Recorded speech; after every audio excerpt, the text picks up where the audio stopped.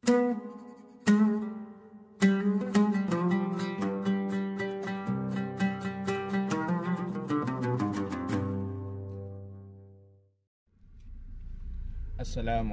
warahmatullahi wabarakatuh.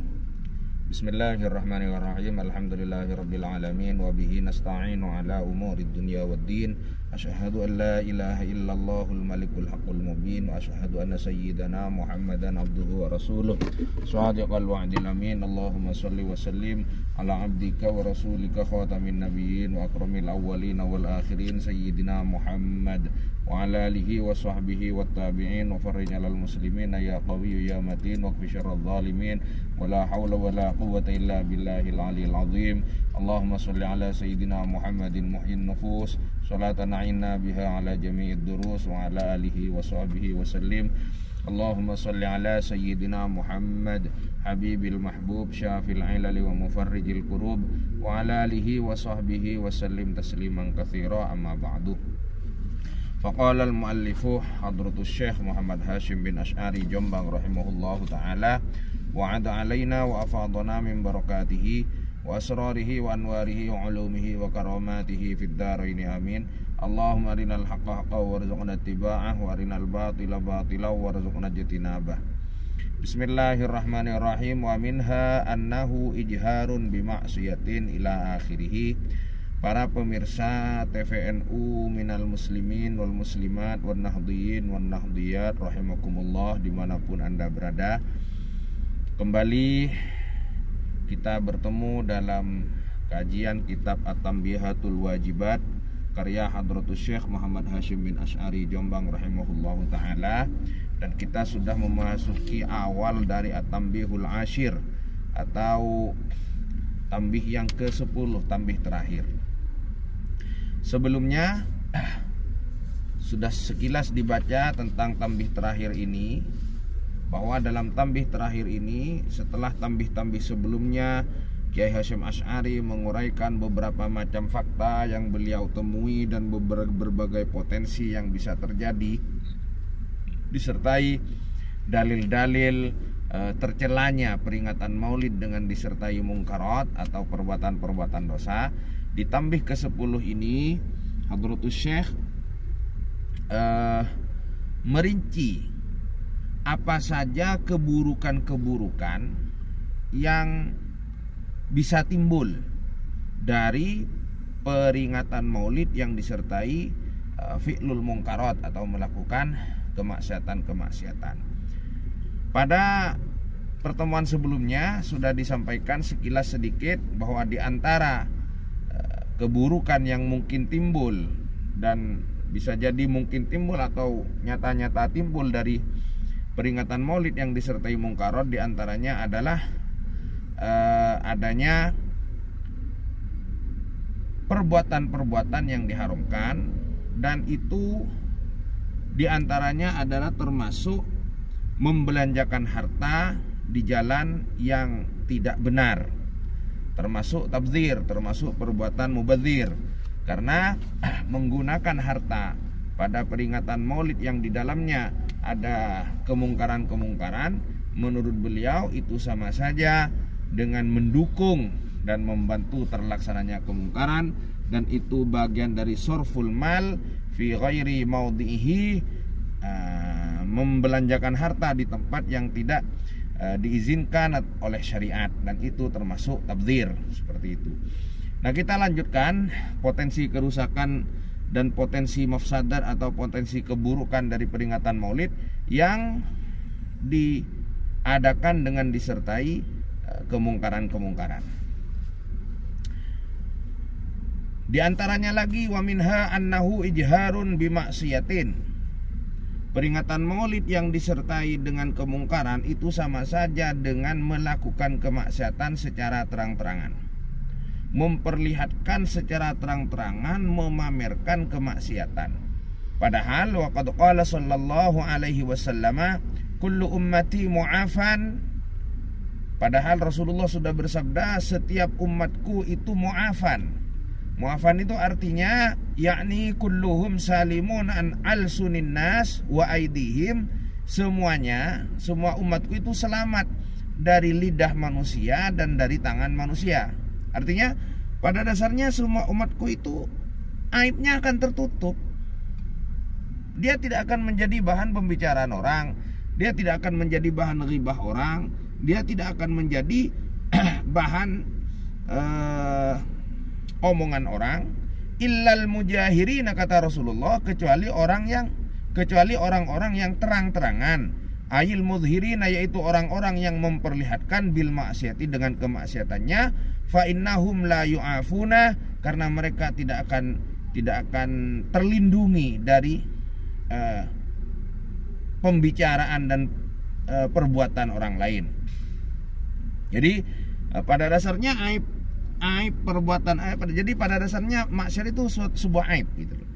Dan setiap muslim itu oleh Allah diberi kesempatan agar aibnya ini tidak terlihat, tidak diketahui orang. Akan tetapi ketika sudah dilakukan secara terang-terangan, sama saja dia dengan membuka aibnya sendiri.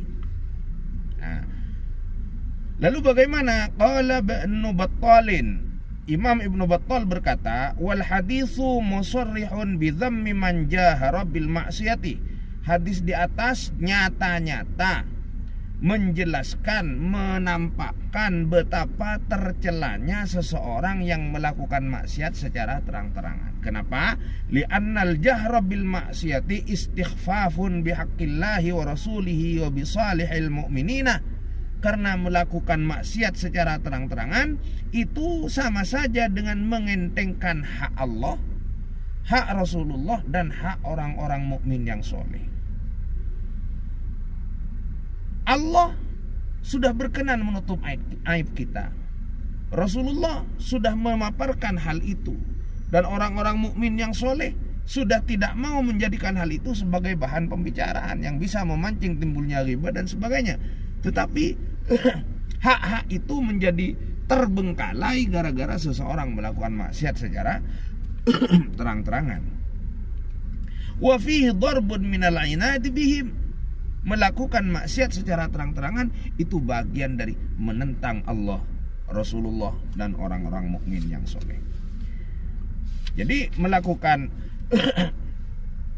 maulid dengan disertai mungkarat itu sama saja dengan melakukan maksiat secara terang-terangan, dan melakukan maksiat secara terang-terangan itu sama saja dengan meremehkan hak Allah, hak Rasulullah, dan hak orang-orang mukmin yang soleh, dan sama saja dengan menentang mereka semua. Wa minha annahu tisafun bisifatin nifaq. Di antara keburukan melakukan maksiat, melakukan maulid dengan disertai perbuatan mungkarat adalah annahu ittisafun bisifatin nifaq. Pelakunya itu berperangai sebagaimana berperangai dengan perangai kemunafikan, hipokrit. Kenapa begitu? Wahia izharu khilafi ma fil batini. Nifak itu adalah memperlihatkan hal yang berbeda dengan yang ia sembunyikan. Nah, bagaimana korelasinya dengan maulid bil munkarat? Karena zahiru halihi annahu ya'malul maulida. Secara zahir, orang yang bermaulid dengan mungkarat itu secara zahir melakukan perayaan maulid, mahabbatan wa takriman lirrasuli alaihi salatu wassalam, karena cinta dan memuliakan kepada Rasulullah alaihi salatu wassalam. Itu zahirnya. Wa batinuhu annahu yajma'u bihil malahiyah.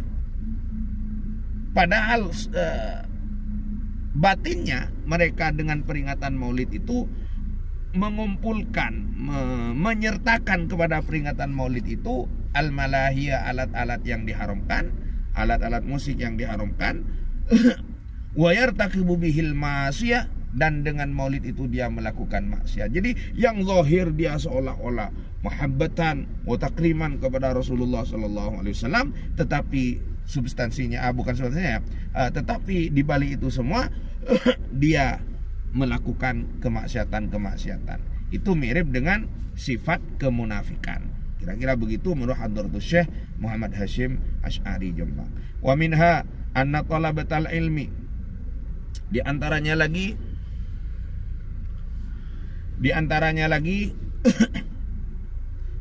mafsadah yang mungkin timbul dari keburukan-keburukan yang mungkin timbul dari peringatan Maulid dengan kemaksiatan, anna talabatal ilmi idza sana'uhu, bahwa para penuntut ilmu, para santri, orang-orang yang pelajar yang melakukan hal tersebut, bermaulid dengan maksiat, wasakata alaihil alimu, dan orang alim yang tahu itu diam saja, kana sababan ila ayyadhunnal awamu, maka itu semua akan menjadi sebab orang-orang awam akan punya prasangka annahu jaizun wa hasanun fis syariati, hal itu boleh dan bahkan baik menurut syariat.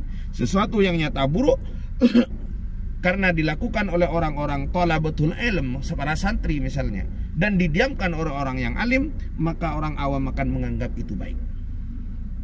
Makanya dalam Ihya itu ya, para pemirsa sekalian, disebutkan bahwa salah satu penyebab dosa kecil menjadi membengkak sebagai dosa besar adalah manakala pelakunya mimma yuqtada bihi, orang yang punya pengikut, orang yang punya followers, orang yang punya penggemar, yang segala perbuatannya buruk, salah atau benar oleh penggemarnya, oleh orang-orang yang tidak paham, akan diamini sebagai sebuah kebenaran yang patut ditiru. Na'udzubillahi min dzalik.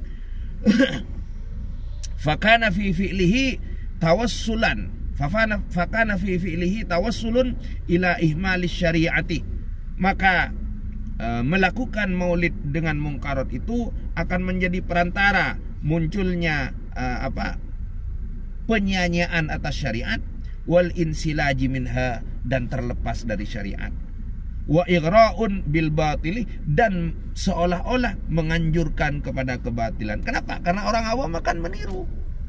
Orang-orang yang tidak paham, orang-orang yang awam akan menganggap yang dilakukan para orang-orang berilmu itu sebagai sebuah kebenaran. Oh, mereka kan berilmu, mereka tentu punya dalil, kita sih ikut mereka saja. Nah, ini yang bahaya. Ini sama saja dengan menganjurkan berbuat batil. Wa i'anatun alaihi, dan membantu kebatilan. Wa dzalika mamnu'un syar'an, semua itu terhalang secara syarak. Wa yahrumu 'alal 'alimi ayyaskuta anhu, seorang alim haram berdiam diri membiarkan hal itu begitu saja, li'annahu yuqi'ul awamah fi i'tiqadi amrin, karena hal itu akan mengakibatkan menjatuhkan orang-orang awam fi i'tiqadi amrin ala mukhalafati syar'i, ke dalam meyakini sebuah perintah, sebuah perkara yang benar padahal menyalahi syariat. Itu maksudnya. Wa minha, dan diantaranya pula termasuk mafsadah atau keburukan yang mungkin timbul dari peringatan maulid yang disertai maksiat adalah anna fihi su'a adabin wa nau'astihanatin wa idzain, semuanya itu bagian atau satu bagian dari su'ul adab, buruknya tata krama, wa nau'astihzain, dan bagian dari mengolok-olok, wa idzain, dan menyakiti bi Rasulillahi, pada Rasulullah sallallahu alaihi wasallam. Kenapa? Li'annaha kama takunu bil qauli, karena istihanah atau mengolok-ngolok Nabi sebagaimana bisa dilakukan dengan ucapan, takunu bil fi'li, juga bisa dilakukan dengan perbuatan. Waqad qala Allah Ta'ala, padahal Allah Ta'ala berfirman, a'udzubillahi minasyaitonir rajim, innal ladzina yu'dzuna Allah wa rasulahu, sesungguhnya orang-orang yang menyakiti Allah dan utusannya, la'anahumullahu fid dunya wal akhirah, maka mereka akan dilaknat oleh Allah, mereka pasti dilaknat oleh Allah di dunia dan di akhirat. Wa a'adalahum adzaban muhina, dan disiapkan oleh Allah untuk mereka azab muhinan yang menghinakan. Wa qala ta'ala, Allah berfirman kembali di dalam ayat lain, walladzina yu'dzuna rasulallahi, orang-orang yang menyakiti Rasulullah, lahum adzabun alimun, untuk mereka lah siksa yang pedih, siksa yang menyakitkan. Wa qala ta'ala, dan Allah kembali berfirman, wa ma kana lakum, tidak boleh kalian, an tu'dzu rasulallahi, menyakiti Rasulullah, ai binau'il adza, dengan apapun jenis menyakitinya, La, tidak boleh fi hayatihi, dalam masa hidup Rasulullah, wala ba'da mamatihi, dan tidak pula setelah kewafatan Rasulullah, wala antangkihu azwajahu, dan tidak boleh pula menikahi istri-istri Rasulullah mim ba'dihi, setelah kewafatan Rasulullah, abadan, selamanya. Jadi ini salah satu keistimewaan Rasulullah, istri-istri yang beliau tinggalkan, yang menurut Asyharil Aqwal adalah 9 istri, sebagaimana dalam Aqidatul Awam antis inis watin wafatul Mustafa khujirna fakhtarna nabiyal muqtafa. Jadi 9 istri yang ditinggal wafat oleh Rasulullah itu tidak boleh diganti siapapun, hatta diganti sesama nabi sekalipun. Kan tidak ada nabi setelah Rasulullah memang, tapi nabi sebelum Rasulullah yang masih hidup setelah wafat Rasulullah itu ada. Semisal Nabi Isa alaihissalam. Nah, misalkan Sayyidati Aisyah dinikahi oleh Nabi Isa, itu tidak sah dan haram hukumnya. Kenapa? Karena begitu seorang perempuan dinikahi Rasulullah, maka dia akan menjadi ummahatul mukminin, ibu bagi orang-orang mukmin. Maka secara pernikahan statusnya seperti ibu.